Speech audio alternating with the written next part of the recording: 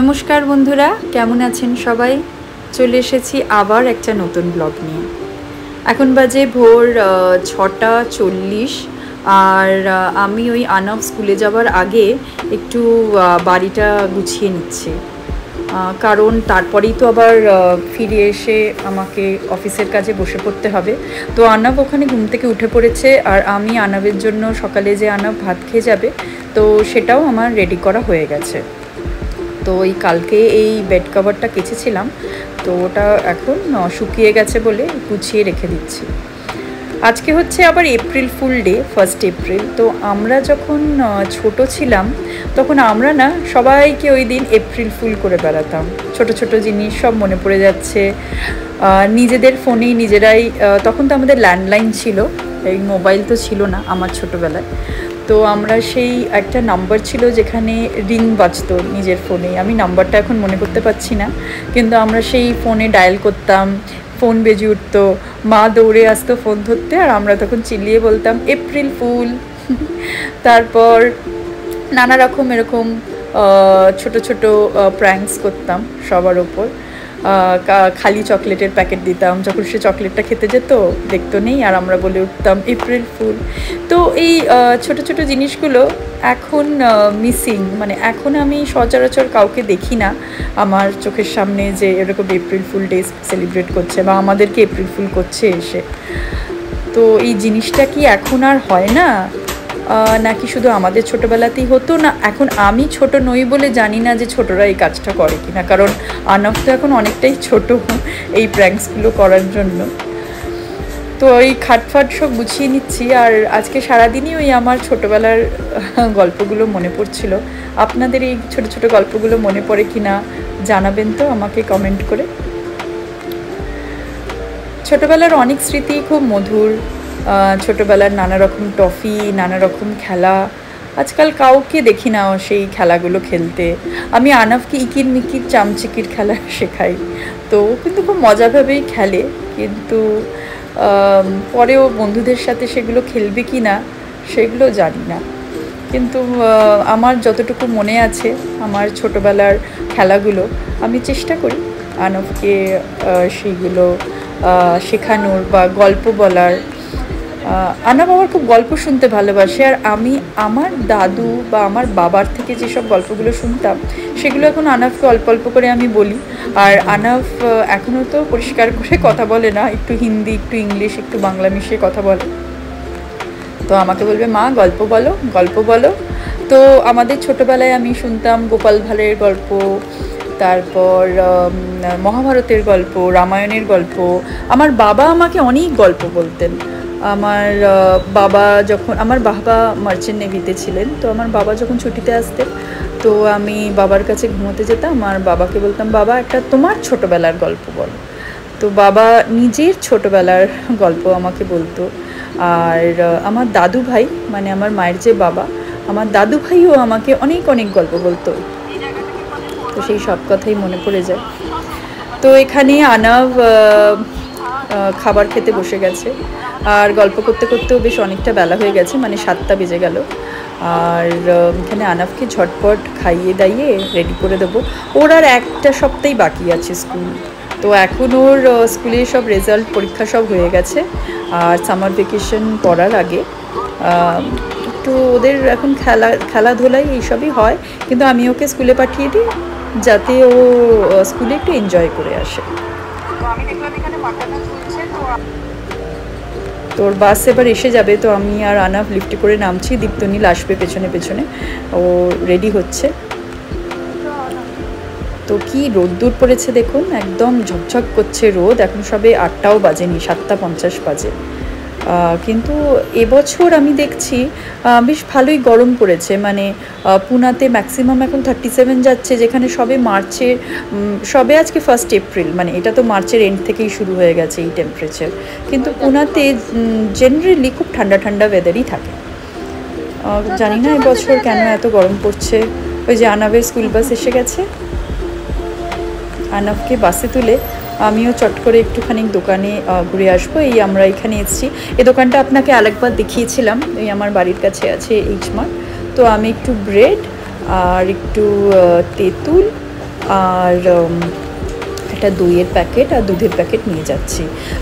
আপনারা সবাই জানেন কিনা জানি না, পুনাতে না, পুনা হায়দ্রাবাদ এসব জায়গায় না তেঁতুলটা একদম সেই শুকনো টাইপের তেঁতুল থাকে, আর কলকাতায় ভিজে তেঁতুল বেশিরভাগ আমরা দেখি। তো ভিজে তেঁতুল বেশি দিন ঘর করে রাখা যায় না, কিন্তু এই যে শুকনো তেঁতুল যেটা, সেটা কিন্তু অনেক দিন থাকে, মানে প্রায় 1 বছর তো থেকেই যায় আপনি যদি ফ্রিজে রাখেন। তো আমার মা ওই তেঁতুলটা সবসময় বলে নিয়ে আসতে, তো এইটা আমি নিজের জন্য একটা কিনলাম, আর আমি সামনের সপ্তাহে কলকাতা যাব, তো একটা মায়ের জন্যও কিনে নিয়েছি।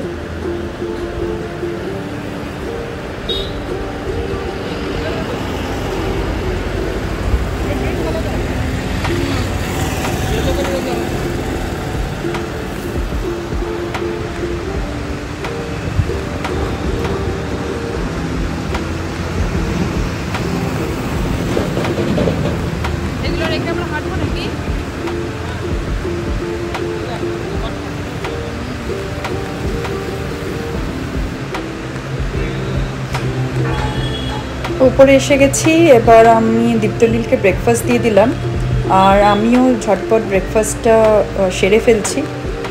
আজকে দীপ্তনীল অফিস যাবে না, আজকে দীপ্তনীল ওয়ার্ক ফ্রম হোম করবে। তো দুজন মিলে একসাথে বসে ব্রেকফাস্টটা সেরে নিই, তারপর আমি আবার স্নানে চলে যাব, কারণ অফিসের কাজেও বসতে হবে তারপর।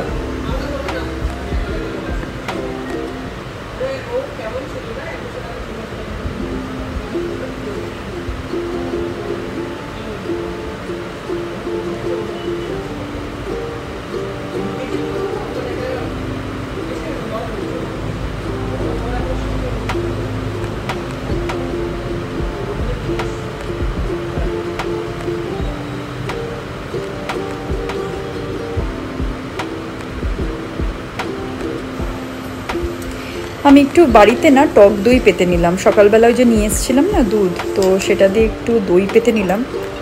এটা দিয়ে আর কি ওই একটু ঘোল বা লস্যি বানিয়ে খাবো, খুব গরম পড়েছে। তো স্নানে যাওয়ার আগে আমি একটু লগ ইনটা সেরে ফেললাম, কারণ আমার মিটিং আছে 10টা থেকে। তো আমি সব কিছু সেট আপ করে চট করে স্নানটা সেরে এসে মিটিংয়ে বসে পড়বো। দীপ্তনীলও ওয়ার্ক ফ্রম হোম করছে, তো সবাই দুজন মিলে একটা রুমেই বসছি, কারণ এখন তো আবার এসি চালিয়ে বসতে হচ্ছে, এখানে যা গরম। তো দুটো ঘরে আর এসি চালাবো না বলেই দুজন মিলে একটা ঘরেই বসেছি।